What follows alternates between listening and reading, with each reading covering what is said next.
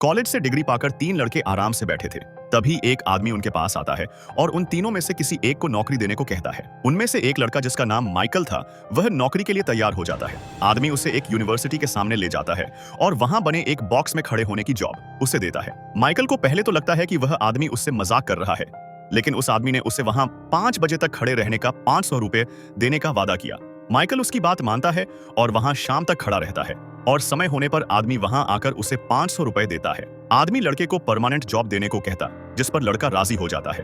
अगले दिन माइकल वहां खड़ा रहता है तो उसके दोस्त वहां आकर उसे पार्टी में चलने को कहते हैं, जिस पर माइक उन्हें बताता है कि वह जॉब पर है, वह बॉक्स से बाहर नहीं निकल सकता है। दोस्तों को अजीब लगता है और वो उसे कहते हैं कि तुम्हें कोई नहीं देख रहा, तुम बाहर निकल सकते हो। ऐसा कहकर वो वहां से चले जाते हैं। लड़का एक बार पैर बाहर रखता है, जिस कारण वह आदमी उस दिन वहां नहीं आता। अगले दिन एक अपाहिज औरत का बैग लेकर एक चोर भागता है, जिसे पकड़ने के लिए औरत माइकल से प्रार्थना करती है, पर माइकल बाहर नहीं निकल सकता था। वह उसे बताता है कि वह ड्यूटी पर है, लेकिन औरत उस पर आरोप लगाती है कि वह उसकी मदद ही नहीं करना चाहता है। ऐसा कहकर रोते हुए औरत वहां से चली जाती है। माइकल को बहुत अजीब लगा, लेकिन वह कुछ नहीं कर सकता था। शाम होती है और वह आदमी वहां आता है और माइक को पैसे देता है। जब वह आदमी वहां से जाने लगता है तो माइकल उसका पीछा करता है। वह पीछा करते हुए उसकी बिल्डिंग तक पहुंचता है और बाहर खड़े होकर उसके रूम में देखने लगता। वह आदमी वहां बैठकर अजीबोगरीब तरीके से मेकअप किया और जोकर की टोपी पहन रहा था।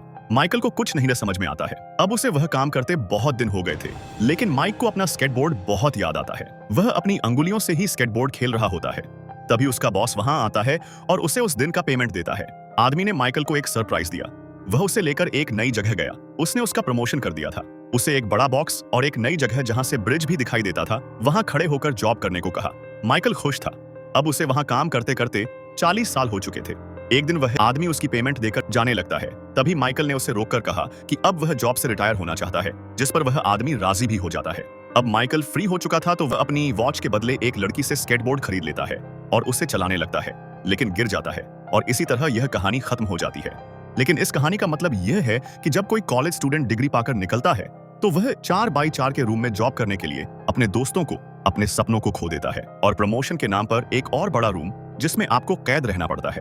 धीरे धीरे उसकी लाइफ ओवर हो जाती है, लेकिन आप जिनके लिए काम करते हैं वो हमेशा अपनी लाइफ जीते रहते हैं। जब तक ये आप समझते हैं तब तक समय बीत चुका होता है।